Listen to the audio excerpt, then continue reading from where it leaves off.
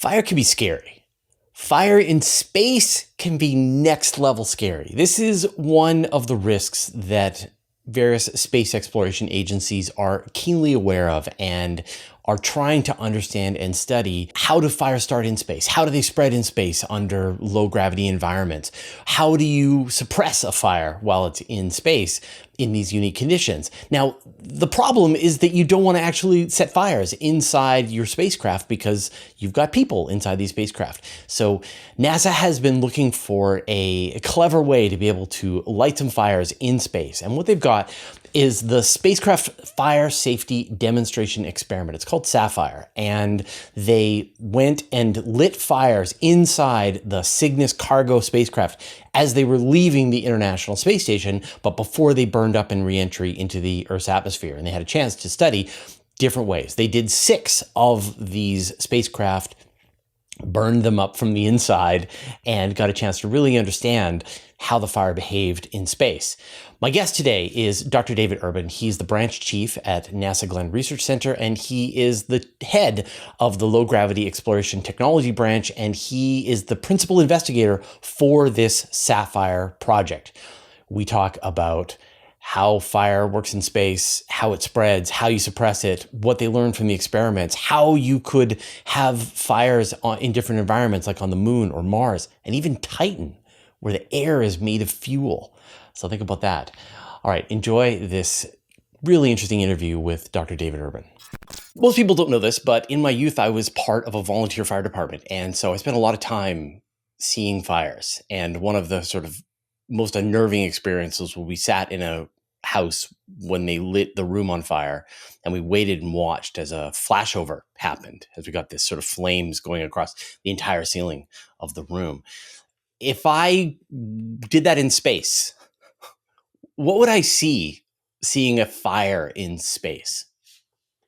Well, okay, in the orbiting spacecraft in low gravity, you wouldn't see the same terrestrial effects you have with the flashover phenomenon, where the smoke layer builds the ceiling and progresses down, and then when you get enough radiation from that, everything ignites. That doesn't happen in low G because there is no up, and so Yes. So the classic example is fire in low G.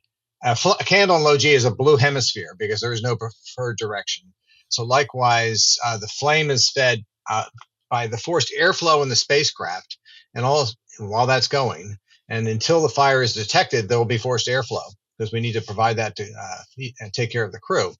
And so that will give the direction to the flame. But once the airflow is turned off, which was one of our first responses to a fire in low gravity, then it'll be fed by diffusion only. And so at that point, there'll be no preferred direction. It'll tend to be a more smooth surface typically. Like a blobby. So, and I guess it's going to require some kind of constant source of fuel, but then it will grow. I don't know. I'm kind of imagining like a star, like this sort of blobby sphere that is growing. More like a sphere, yeah.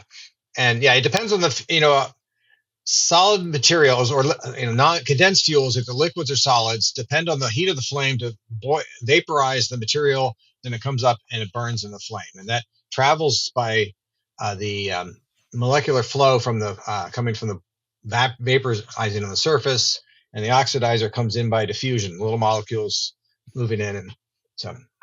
It's interesting. I want to talk more about the triangle that you for a fire, but I want to talk about the experiment. And I didn't realize sort of the purpose of the Cygnus spacecraft. One of their last jobs as they were detaching and departing the International Space Station was to light their interiors on fire. So can you talk about the experiment? What were you doing? So the idea, and our group here works on, among other things, spacecraft fire safety from the fundamental side. We don't build the hardware here. We're the researchers. And what's always concerned me was that every occupied structure on Earth, be it a plane, a train, an automobile, a ship, a mine, you name it, submarines, they've done full-scale fire testing. And so our safety in these things is driven by that. However, in manned spacecraft, we have not been able to do that for obvious reason that we like the crew. And so we have not had an opportunity to do a full-scale test. And I was something I was always pushing around trying to find an opportunity, and finally this came along with the Cygnus spacecraft, and they were very interested. And yes, my first idea was to just light the trash on fire, but that was deemed unwise. And so we built a module that went in there, launched with all the food and supplies, and was a stationary in the vehicle, and the crew didn't touch it until shortly before the end. Then they'd actually make a couple connections to power it up, and they'd surround it with all the trash, and then the vehicle would separate and achieve a stable orbit, and we'd run our experiment. And this allowed us to have a habitable spacecraft with nobody in it, and do a larger fire than you'd ever done before. Huh. And give me a sense then of like, how would this progress? So you would like explain the apparatus, and then as it reaches the trash. Okay, so it's basically the size of the largest size stowage thing you can have, which is a couple meters long by half a meter, almost a meter wide, and not as thick. And so that would just be in there, and it had connections. And we had our own fans, we had our own airflow, we had oxygen to boost the oxygen concentration in the spacecraft, and so and it had communication systems, so it could talk through the spacecraft comm system. So they'd turn our power on at a safe time. They had the ultimate control of us, so we couldn't accidentally do anything bad.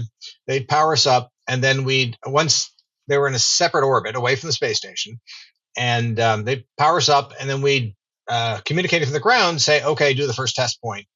And then we had 4 samples lined up on this sheet inside there, which is, again, about a meter long by half a meter wide. And we'd burn them one at a time. After each one, we'd pause to reset, and then we do the next one. The downlink occurred at the very end. I'm thinking about it. So we didn't get our images till the very end. We were sort of running blind. Right. But you could, when you say you pause the experiment, you mean you shut down the oxygen to the flame and then start again? Or yeah, we turn off the airflow. We spent some time to clean up the cabin. We had a smoke eater device at the far end of the spacecraft. Also, we were testing the technology for post-fire cleanup. So at the other end of the spacecraft, we had a smoke eater that was processing that, and we were actually looking at the time it took the temperature to rise throughout the spacecraft, and the CO2 to rise, and so on, and other gases, because we wanted to understand the impact of the fire on the habitability of the spacecraft. And so what kind of variables were you looking for? Were you changing with each experiment? So we had sort of 2 targets. One was to learn more about how a big fire will behave in low gravity, because we've never really done anything bigger than an index card before this. And so that's really not a practical scale. So we wanted to go to practical scale. So again, about half a meter wide. And our first flights were almost a meter long for the samples, and see what it, in 1G, if you light something at the bottom, the spread, it'll grow faster and faster and faster. We thought not in low G, and indeed in low G, it tends to grow steadily, which is helpful. And so we're studying that in the near field. And so learning about how fires grow and spread in low gravity. And then in what we call the far field, throughout the spacecraft, we were trying to see, okay, how quickly does it become a bad place to be? Right. And okay, I'll bite. So I want to talk about sort of the effects and the practical sort of results of this. How bad is fire in space? Well, it's interesting. It's just like a terrestrial fire. The big issue is the smoke. That was our big conclusion. Granted, these are smaller fires than you'd have in your home and whatnot. It was only a few kilowatts, whereas a good sized burning trash can is 20 to 50 kilowatts sort of thing, and a burning bed is a whole lot more. You can get megawatts. But we were as with a few kilowatt fire, the pressure rise was insignificant throughout the vehicle. If you put your right at the outlet of our thing, yeah, it was pretty hot, but the rest of the vehicle did not get that hot. But what was worrisome was even for that small little fire, the carbon dioxide and the carbon monoxide got to unacceptable levels, and within 100 seconds.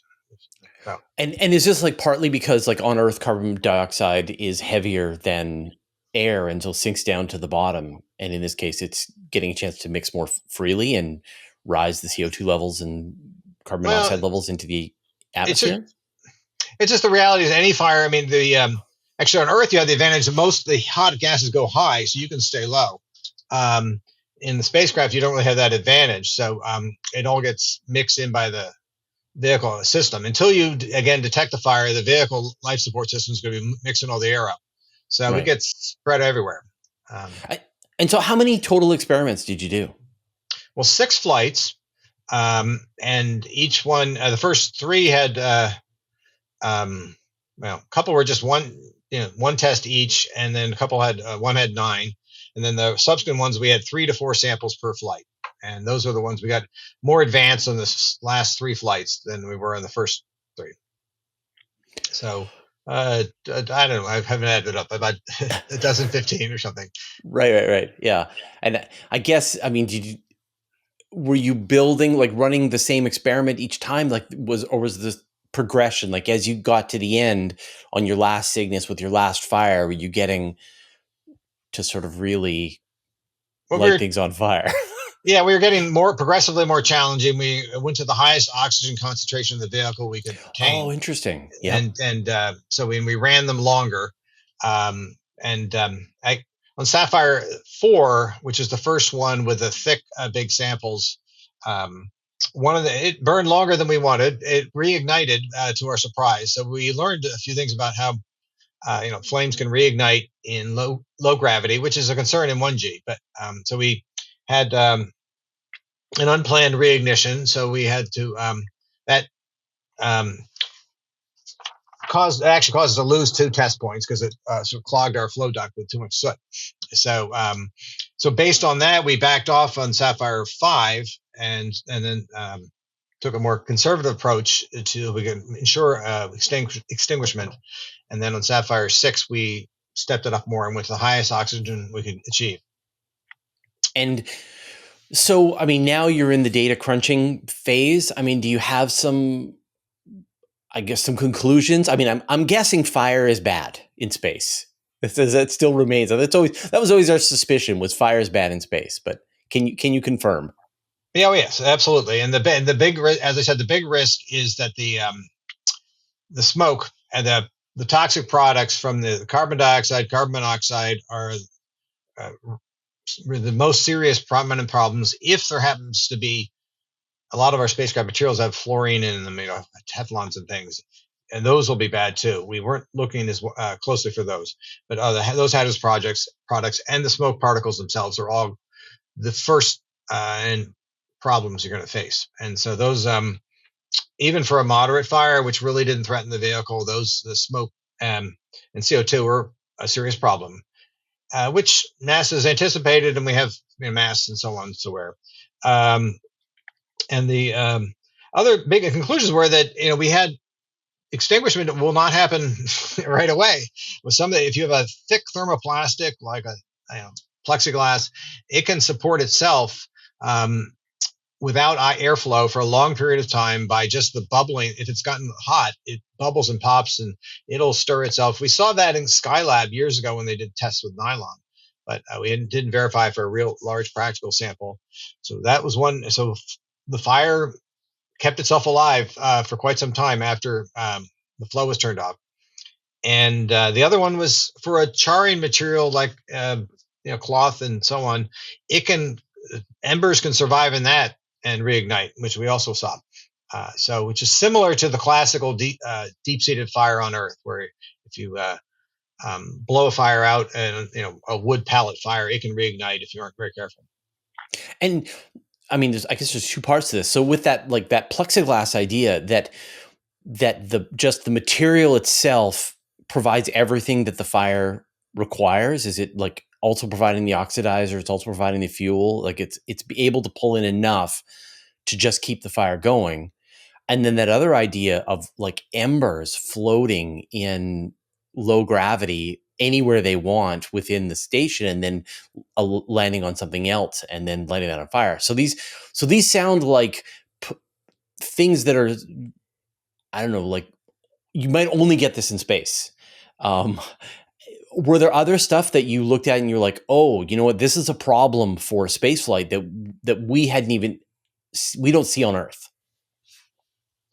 Well, that one with the plexiglass you won't see on Earth. The airflow, the buoyancy will blow it out, and so the ember one is consistent with 1G. So that was a unique thing.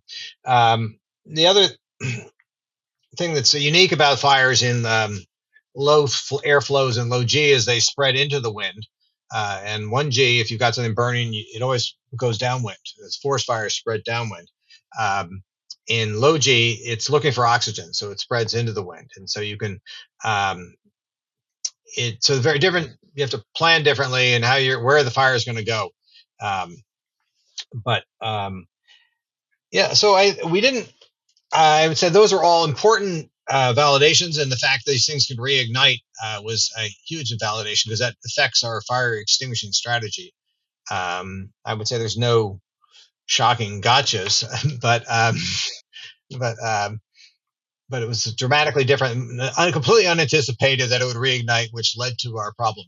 So Right. You were hoping the experiment would end and then you can move on to the next one, but it just kept burning, much to your surprise. So I want to talk about that, about putting out these fires. So, based on what you learned, what are the kinds of methods that you think are going to be most effective in that situation of being, say, on the International Space Station with a fire breaking out?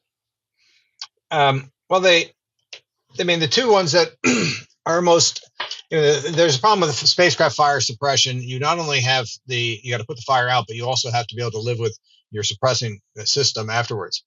And so on Earth, you can spray carbon dioxide around a fire as much as you want, and it's no big deal because there's plenty of air coming in to replace it. It works very well on a space station, and as one of the choices, but you have to be much more careful about the breathing air afterwards. So inert gases, nitrogen is they're also very effective, and in some ways easier to store than carbon monoxide. So that's a very good choice. And also within the space station, we have a water mist fire extinguisher, where it's a very fine mist, and that also works well on Earth and works well in low gravity. You have to deal with the water afterwards, but it's not a hazardous product. You've got your electronics are mostly conformally coated, so you should be generally okay. But basically, a fire is not a happy day. Right. Yeah. But I guess I think about that, like on Earth, when you're, say, pouring water on your fire, gravity is doing the pouring for you, making sure that the fire and the what you're doing to suppress the fire are in the same location. And even when I guess with like one of those CO2 fire extinguishers, you are sort of firing a jet at your flame. So I'm guessing in space that's working fairly similar. Does it require a more robust method of extinguishing, or do you need to spray more, or is like roughly same amount still work? Roughly the same amount. The challenge is getting it there. So if it's a fire in the cabin, you can see it. You can point the extinguisher at it. You can get it. A lot of the fire risks are going to be in the big electronics, avionics areas where you can't easily open the door and see the fire. So then they have to spray it in and expect it to mix in the space, and that can take time because if you imagine a area full of all kinds of wires and cables and motors and things, there's not an easy flow path, and that for every location. So that's the challenge. So normally for those situations, you pretty much have to spray it in, and then you have to wait and long enough for it to mix into all the areas. So that's the real challenge is the small amount of space you have to work in a spacecraft. And you've got the place where you are, and you've got a fire behind the panel. How do you get it out? Right. And you've got the toxic gases that are coming off of the fire itself.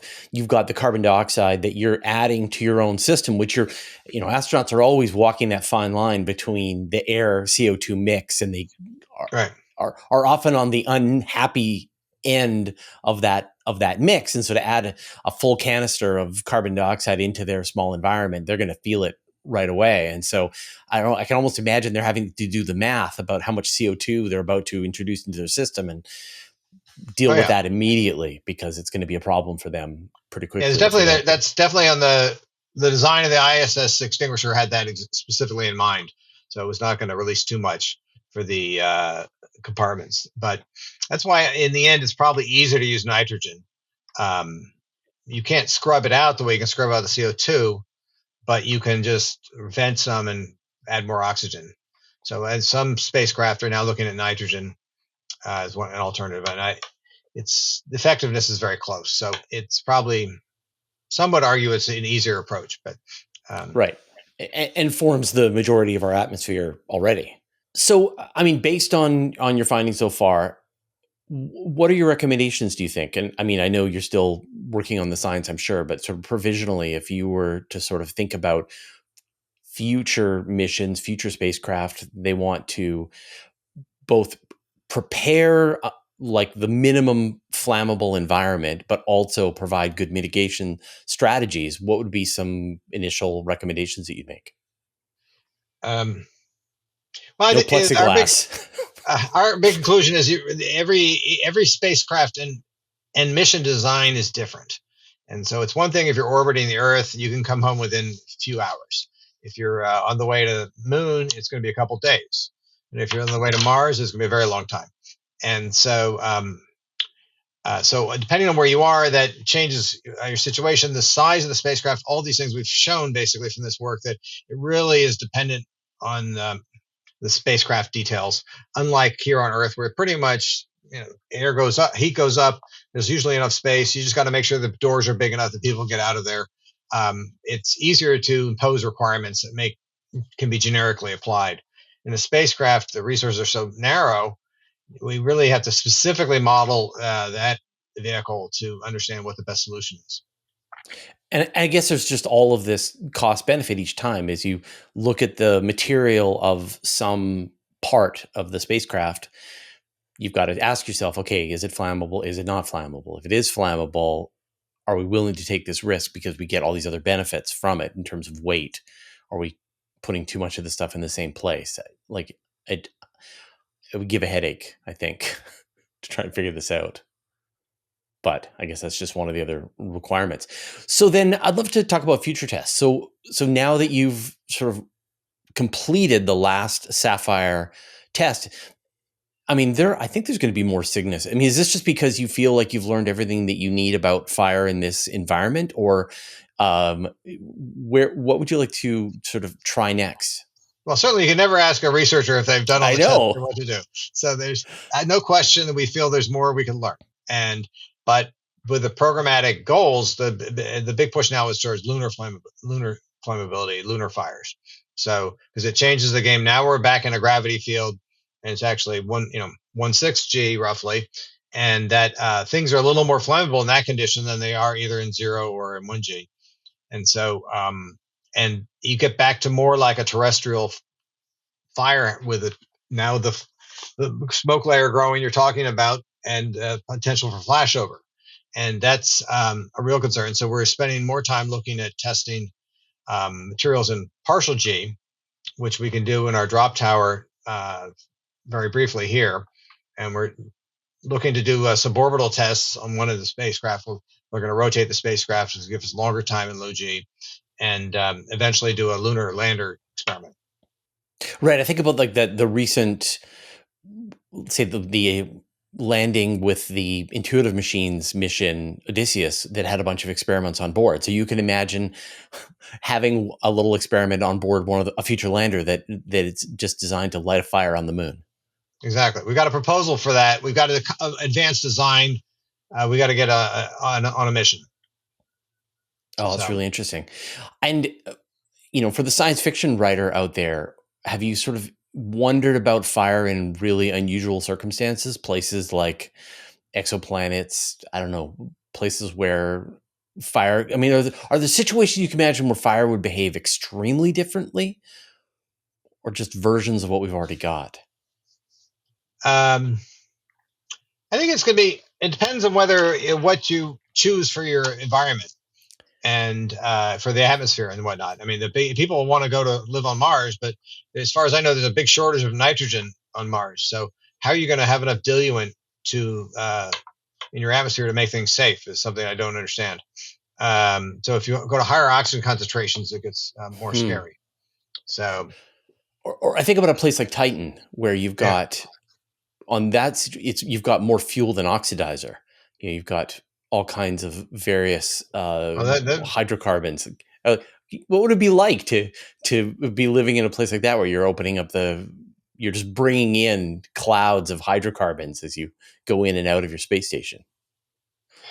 would be super challenging. I don't know. You couldn't. What you're talking about is the inverse flame effect. We've actually studied that. We have an inside-out flame where you have the oxidizer coming out to meet the fuel in the ambient, and you get a sort of very interesting effect with that. But the interesting effects on the way the structures of the flame in that habitat. Yes, I think it would be.